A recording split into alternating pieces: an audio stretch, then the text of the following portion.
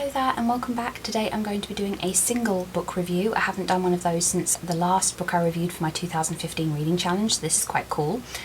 Today I'm going to be reviewing this. This was touted as something completely different from his normal kind of writing, and I don't really agree with that. I think it's very much his normal style of story and set in his very familiar type of world. It's definitely a Mievillan world. This book is a very interesting take on the power of memory and the danger of secrets and the untrustworthiness of information. Essentially, the story is being written as some form of a statement by a young man being held under guard in a house where he is being treated as an honoured guest but clearly isn't. And this statement is the story of what happened to him when he was a boy. He witnessed the possible murder of his mother.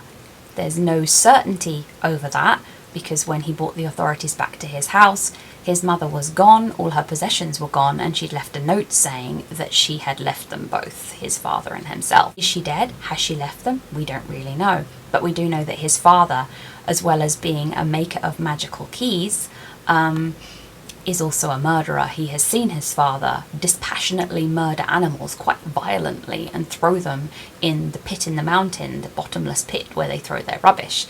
This is very, very much an unreliable narrator story, and the story itself is very confused about what it's trying to say and what it's not trying to say. I don't feel like this is Mieville at his most assured. He's dropping the ball quite a bit. The story seems quite hollow, it's not very fleshed out. There are a lot of hints that it could have been a much bigger, much finer story than it is, and I think ultimately that's what left me slightly disappointed. I did like the bits of cipher in it. I did like how certain things were made clear. Very, very few things were made clear, but there's too much story just left to hang, you know, with no supporting structure beneath it. And there's hints of a wonderful Mievillan wider world that I would be very interested to hear more about, yet you hear so little of it, and I suppose that's meant to be tantalising. Instead it's just frustrating because you never get the complete picture. And I suppose that's the idea of it, because you're seeing through the eyes of the boy and through the eyes of the man writing about the boy that he was who knew nothing. And yet it's very clear that this man who's writing this story knows one heck of a lot more than he's telling.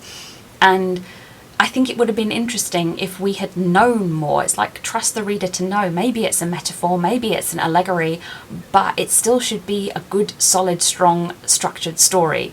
We should still know. The reader doesn't have to be left in the dark. And I've never really experienced that with Mieville before. He can go off the rails somewhat, but he's never left the story untold. So whilst I did enjoy reading it, I would much rather read it as part of a larger narrative. I would much rather read the full story.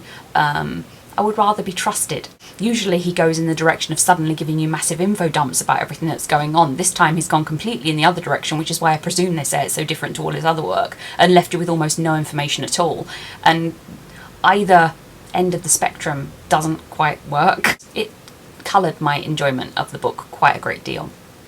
Not to say I wouldn't read it again, I would. I have gone back and read parts of it again. I did find it very intriguing, but I'm hoping his new book in the autumn is a little less opaque than this. That would be great. And yeah, I think it was an interesting experiment. So yeah, that is my opinion of this Census-Taker.